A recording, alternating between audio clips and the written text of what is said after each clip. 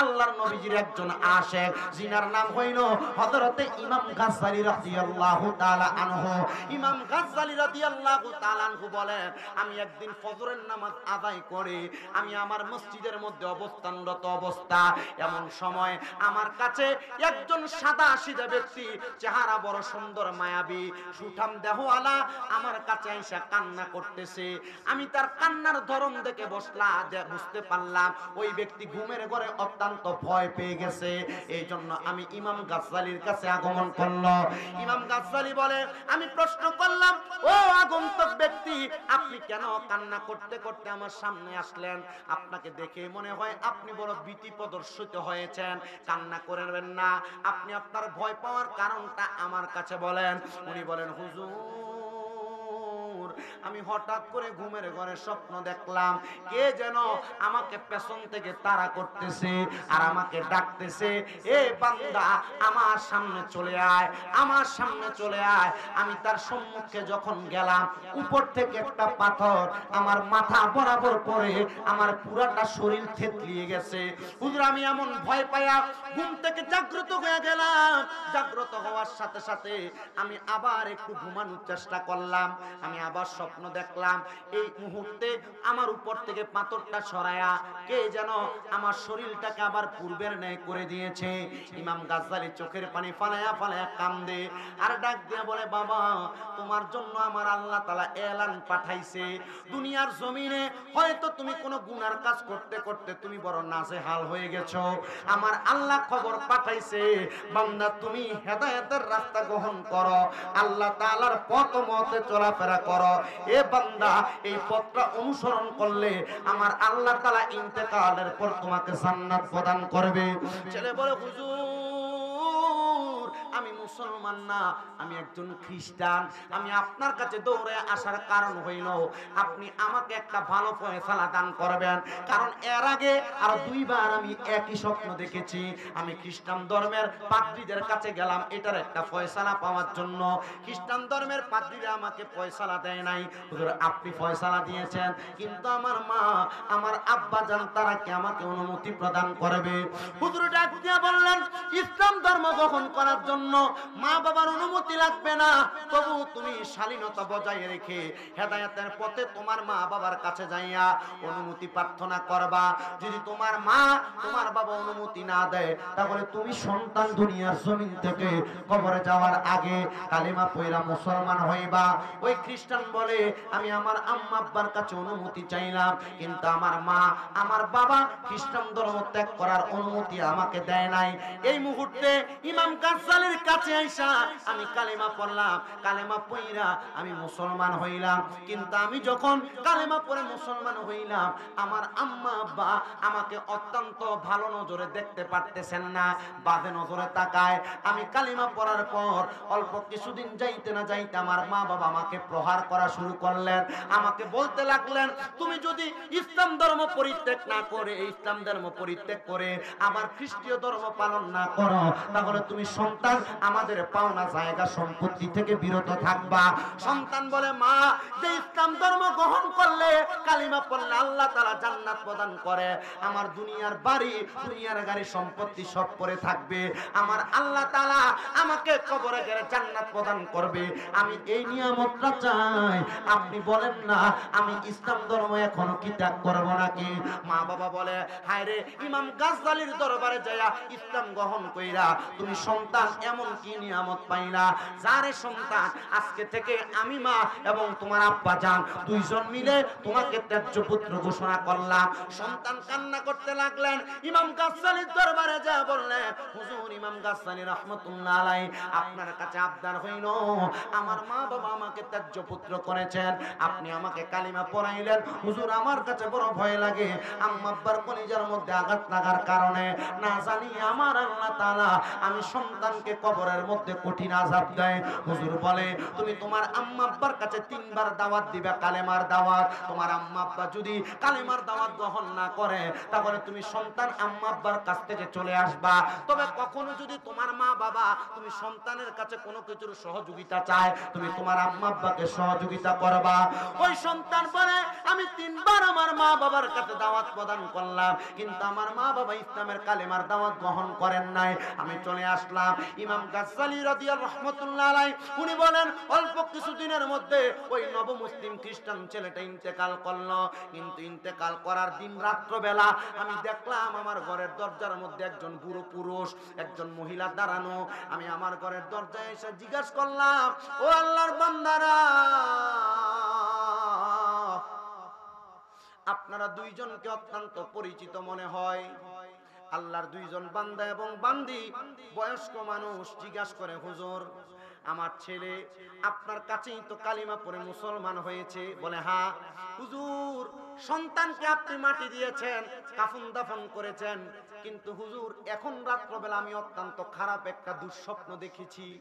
মা কি দুঃস্বপ্ন দেখেছেন আপনি আমার কাছে সামান্য সময় বলেন। এবার ওই মহিলা কান্না করতে করতে কথা বলতে পারতেছেন না, তবু ওই স্বামীটা ডাক দিয়ে বলেন, হুজুর আমি স্বপ্ন দেখেছি আমার সন্তান দুনিয়ার জমিন থেকে ইন্তেকাল করার পরে আল্লাহ তাআলার জাহান্নামের আগুন তার নাভি থেকে পা পর্যন্ত ধাউ ধাউ করে জ্বলতেছে। নাভি থেকে মাথার তালু পর্যন্ত অত্যন্ত সুন্দর সুশীল দেখা যায়। হুজুর সন্তানের এমন অবস্থা দেখে আমি সহ্য করতে পারলাম না, আপনার কাছে দৌড়ে আসলাম। আমার সন্তানের আধা শরীর ভালো, আধা শরীর আগুনে জ্বলতেছে। মনোযোগ দেন বাবারা, আমরা মুসলমান দাবি করি, কিন্তু মুসলমান হিসেবে যে কাজগুলা করা দরকার আমরা করি না। এটার কারণে হয়তো আমাদেরও আধা শরীর জাহান্নামে যাবে, আধা শরীর সুন্দর থাকবে। খ্রিস্টান মা বাবা প্রশ্ন করে, হুজুর কারণটা জানতে চায়। আমার সন্তান না ইসলাম ধর্ম গ্রহণ করেছে। হুজুর আমার মা আমার সন্তান কবরে যাওয়ার পর কেন অর্ধেক শরীর আগুনে জ্বলতেছে, অর্ধেক শরীর ভালো দেখা যায়। হুজুর ডাক দিয়ে বললেন, অল্প কিছুক্ষণ সময় আপনি আমার দেন, আমি আপনাকে আপনার সন্তানের এমন অবস্থার অবস্থা। দুইজন যখন দাঁড়াইলেন, মা বাবা দুইজন দাঁড়ানোর পরে ইমাম গাজ্জালী বলেন, আমি আমার নামাজের মুসল্লাটা বিছায়া আল্লাহর দরবারে 2 রাকাত নামাজ আদায় করলাম। 2 রাকাত নামাজ আদায় করে আল্লাহর কাছে দোয়া করতে লাগলাম, ইলাহি একটা সন্তান ইন্তেকাল করার পরে এমন খারাপ অবস্থা, বাজে অবস্থা, আল্লাহ তার মা বাবা এটা সহ্য করতে পারতেছে না। যদিও তার মা বাবা খ্রিস্টান, আমার আল্লাহর পক্ষ থেকে ইলহাম হয়, ও ইমাম গাজ্জালী আপনি তাদেরকে জানিয়ে দেন তাদের সন্তানের এমন অবস্থার কারণ হইল তারা দুইজন। কারণ কি, মা বাবা দুইজন ইসলাম ধর্ম গ্রহণ করে নাই, সন্তান কালিমা পড়েছে, সন্তান ইসলাম ধর্ম গ্রহণ কইরা কালিমা পইরা 3 বার মা বাবাকে দাওয়াত দিয়া আর বিরক্ত হইয়া দাওয়াত দেয় নাই। এই জন্য আমার আল্লাহ তাআলা ওই সন্তানের অর্ধেক শরীর আগুনে পুড়াইতেছে আর অর্ধেক শরীর ভালো রেখেছে। এবার ইমাম গাজ্জালী বললেন, আমি নামাজ শেষ করে আমার দরবারের মধ্যে আলেম অর্জন করা 5 জন আলেমকে একসাথে করে প্রস্তাবনা করলাম, এমন অবস্থায় তার মা বাবাকে আমরা কি পরামর্শ দিতে পারি। এবার ইমাম গাজ্জালীর দরবারে আব্দুল্লাহ ইবনে হুযায়ফা নামক একজন আলেম বসবাস করতেন। আব্দুল্লাহ ইবনে হুযায়ফা বলেন, হুজুর তার মা বাবাকে সন্তানের ভয়টা একটু দেখায়া দেন, সন্তানকে যদি তারা বাঁচাইতে চায় এই মা বাবা যেন ইসলামের ছায়াতলে চলে আসে। কারণ মা বাবা চায় না কোন সন্তান আগুনের মধ্যে জ্বলুক। সন্তান যদিও মা বাবারে আঘাত দেয়, মা বাবা চায় না সন্তান খারাপ পথে চলে যাক, বাজে পথে চলে যাক, সন্তানের কোনো ক্ষতি হয়ে যাক। ডাক দিয়া বললেন, হে খ্রিস্টান ধর্মের মা এবং আব্বা জান, আপনাদের সন্তানকে যদি আপনারা বাঁচাইতে চান, আরাম দিতে চান, আপনারা কালিমা পড়েন লা ইলাহা ইল্লাল্লাহু মুহাম্মাদুর রাসূলুল্লাহ সাল্লাল্লাহু আলাইহি ওয়াসাল্লাম। মা বাবা দুইজন বলেন, আমাদের সন্তান রক্ষা পাবে যদি আমরা কালিমা পড়ে। হুজুর এই মুহূর্তে আপনি আমাদেরকে কালিমা পড়ায়া দেন। আল্লাহর কসম, সন্তানের মায়ায় মা বাবা খ্রিস্টান ধর্ম ত্যাগ করে ইসলাম ধর্ম গ্রহণ করেছে। এবার তারা কান্না করে, হুজুর আপনি বলেন না আমাদের সন্তান কেমন আছে, কি অবস্থায় আছে। ইমাম গাজ্জালী বলে, এতক্ষণ আমি চাইছি এবার আর আমি আপনাদেরকে আপনাদের সন্তানের খবর বলতে পারবো না। বলে কারণ কি? আপনাদের সন্তানের খবর আপনারা জানবেন। বলে কিভাবে? বলে আল্লাহ তাআলার কোরআনে আল্লাহ ঘোষণা করেছে, ওয়া মিনাল লাইলি ফাতাহাজ্জাদ বিহি নাফিলাতাল লাকা আসা আইয়াবআসাকা রাব্বুকা মাকামাম মাহমুদা। আল্লাহ ঘোষণা করেছে, নবীজিকে বলেছেন রাতের কিছু অংশে আপনি তাহাজ্জুদের নামাজ পড়েন, অতি সত্বর আল্লাহ তাআলা আপনাকে মাকামে মাহমুদের মতো প্রশংসার জায়গা দান করবে। এই আয়াত যখন নাযিল হয়, নবীজি আল্লাহর কাছে দোয়া করে, আল্লাহ মাকামে মাহমুদ আমাকে দান করবেন। আমার উম্মত যদি মাকামে মাহমুদ কামনা করে, তাহাজ্জুদের নামাজ পড়ে, আপনি আমার উম্মতকে কি দান করবেন?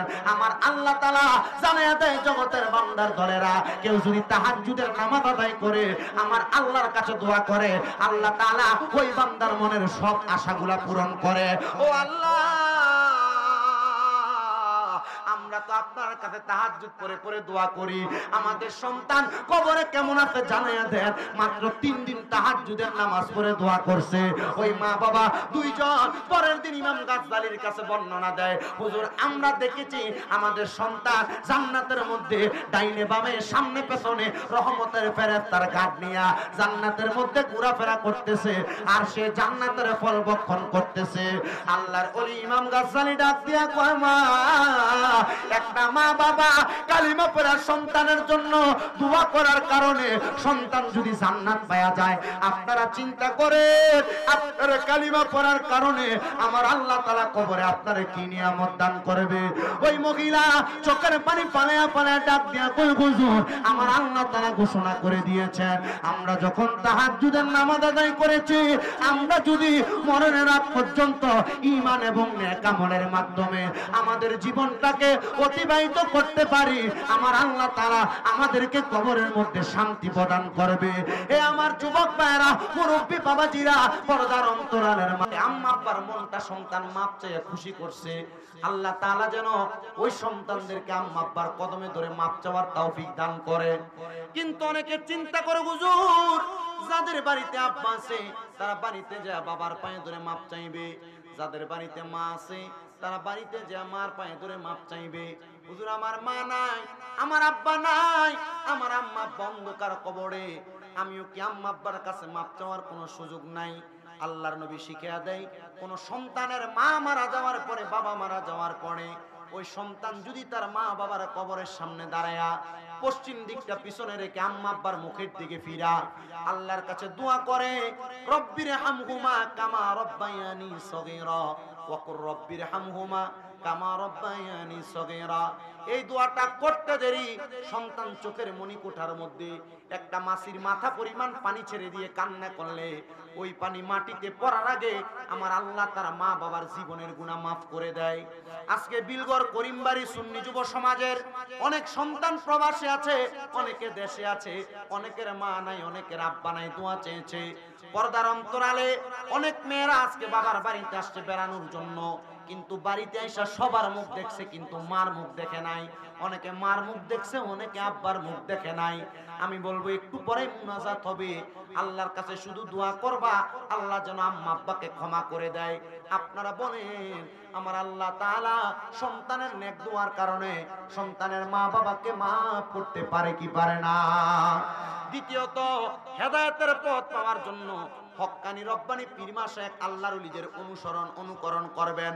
কখনো আল্লাহর ওলিদের নাম দিয়ে যারা ব্যবসা করে, আল্লাহর ওলিদের নাম দিয়ে যারা গান বাজনা করে, আল্লাহর ওলিদের দরবারে উরুসের শরীফের নাম দিয়া যারা মহিলা দিয়া গানের আয়োজন করে, এদেরকে কখনো সাপোর্ট করবেন না, কারণ আহলে সুন্নাত ওয়াল জামাতের এদের সাথে কোনো সম্পর্ক নাই। কেন আহলে সুন্নাত ওয়াল জামাতের আকীদা নারীরা পর্দায় থাকবে। যদি দেখেন কোন জায়গার মধ্যে কোন উরুস মুবারকের নাম দিয়ে মহিলা দিয়ে গান বাজনা করায়, এক নাম্বার এলাকাবাসী সচেতন হইয়া ওই মাজারের খাদেমটার আগে লিঞ্জারা তুইলা বাইরেবেন। ঠিক আছে, এটা আহলে সুন্নাত ওয়াল জামাতের হক এবং মূল আকীদার অন্যতম একটা আকীদা, যে কি আহলে সুন্নাত ওয়াল জামাত গান বাজনারে সাপোর্ট করে, এই কথা কই না, সাপোর্ট করে, নারী পুরুষ অবাধ মেলামেশাকে সাপোর্ট করে। যদি দেখেন উরুস মুবারকের নাম দিয়ে গান বাজনা করে আল্লাহর ওলির মাজারের বদনাম করতেছে, আগে ফিরাবেন কোনটারে? খাদেম ডারে। কি লেগা? কারণ এটা সুযোগ করে দিছে। এটা একবারে ইবলিশ শয়তানের সাথে মারাত্মক শয়তান। ইবলিশ শয়তান তো ন্যাশনাল শয়তান, এটা ইন্টারন্যাশনাল শয়তান। কথা কি ঠিক আছে? আল্লাহ তাআলা এগুলা থেকে আমাদেরকে বাইসা থাকার তৌফিক দান করুক। মরণের কথা স্মরণ করে, কবরের আযাবের কথা স্মরণ করে আমাদেরকে ইবাদতকারীদের অন্তর্ভুক্ত করুন, জান্নাতীদের অন্তর্ভুক্ত করুন। 2 নাম্বার, ইন্তেকাল করার পরবর্তী সময়ে আল্লাহর জান্নাত পাওয়ার জন্য যেই কাজ, চোখের পানি ফালায়া কান্না করা, আমার মনে হয় না এখানে 10-15 জন পাওয়া যাবে জীবনের গুনার কথা স্মরণ করে কোনোদিন চোখের পানি ফালায়া কাঁদছে। সুযোগ নাই তো, সময় নাই, ব্যস্ত বেশি। আল্লাহ তাআলা আমাদেরকে এই ব্যস্ততা থেকে দূরে রেখে প্রত্যেকদিন ঘুমাইতে যাওয়ার আগে সর্বনিম্ন 19 বার বিসমিল্লাহির রহমানির রহিম পড়ে ঘুমানোর তৌফিক দান করুন। প্রত্যেকদিন ঘুমাইতে যাওয়ার পূর্বে সর্বনিম্ন একবার সূরা ফাতিহা, 3 বার সূরা ইখলাস তেলাওয়াত করে ঘুমানোর তৌফিক দান করুন। আল্লাহ তাআলা আমাদেরকে প্রত্যেকদিন ঘুমাইতে যাওয়ার আগে সর্বনিম্ন 3 বার সূরা নাস পড়ে ঘুমানোর তৌফিক দান করুন। আল্লাহ তাআলা আমাদেরকে প্রত্যেকদিন ঘুমাইতে যাওয়ার পূর্বে আস্তাগফিরুল্লাহ রাব্বি মিন কুল্লি যামবি ওয়া আতুবু ইলাইক, শুধু এতটুক পর্যন্ত আল্লাহ তাআলা আমাদেরকে মিনিমাম 10 বার তেলাওয়াত করে ঘুমানোর তৌফিক দান করুন। ইনশাআল্লাহ এই যতগুলো আমলের কথা বললাম, প্রত্যেকটা আমলের বরকতে উট কুরবানির সওয়াব, গরু কুরবানির সওয়াব, আল্লাহ তাআলার রাস্তায় অনেকগুলা বকরি সদকা করার সওয়াব, আল্লাহর রাস্তায় 10 জনকে আযাদ করার সওয়াব, এই অল্প কয়েকটা ইবাদতের মাধ্যমে আল্লাহ দান করবে। শেষ কথা, আম্মা আব্বার খেদমতের মাধ্যমে সব ইবাদত আল্লাহর কাছে গ্রহণযোগ্যতা পাবে, আর নচেত গ্রহণযোগ্য হবে না। আল্লাহ তাআলা আমাদেরকে এই ইবাদতের গ্রহণযোগ্যতা তৈরি করার তৌফিক দান করুন। পরের আল্লাহুম্মা আমিন।